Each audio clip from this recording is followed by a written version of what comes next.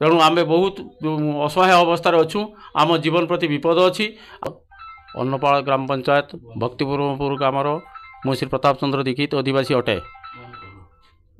मोर 1974 मसीह मोर सान अजा एवं सान आईमा आमको निसंतान थिबारु तांकर संपत्ति को बिक्री दानपत्र रजिस्ट्री माध्यम आमको दान करथिले। से दिन ठारू आम 54 वर्ष है दखल रे रही आसुँ। मात्र मोर बड़ भाई निरंजन दीक्षित साखिन भद्रकाली साई आहार पता सी मो ठारू चंचकतापूर्ण क्रमे एक बिक्री दलिल करे नहीं थिले। उक्त बिक्री दलिल बारंबार नामजारी 6 थर खारज हवा परे शेष थर तत्कालीन अतिरिक्त तहसीलदार श्रीजुक्त समरेन्द्र भट्ट तांकू नामजारी कर देइछंती। सेही नामजारी को आम विरोध करी आम भद्रक कोर्ट रे मकदमा दाखल करिछु। सेही रागरे से आम गाँवर किछि मद्यप गुंडा श्रेणी लोक मानकू हाथ करी तांको मदमांस देई सी आमको आम उपरे जुलम करुछंती। आमर चाष कार्य एवं रे विभिन्न प्रकार गाड़ी मंद फजित इत्यादि को सब विभिन्न जगार देखई सेखई कहउछंती।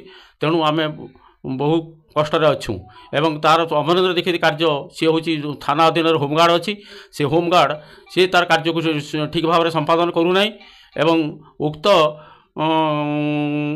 उक्त कार्य उपरे आमर सन्देह सृष्टि होबारु आम्बे गत 30/23 4/8/23 5/8/23 एवं 16/4/24 चारि दिन 4टी RTI तथ्य भद्रक ग्रामांचल थाना आम मागिलु।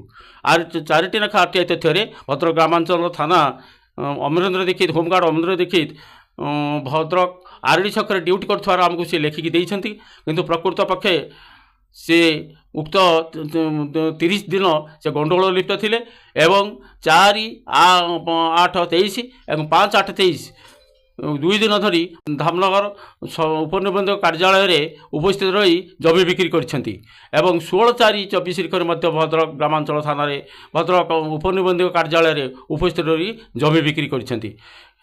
तेणु ये कथा आम भद्रक जिलापाल महोदय को SP महोदय को सब थाना को पुणी जनइलु किंतु एपर्यंत कौन तदंत कार्यानुष्ठान होना पुलिस तरफ।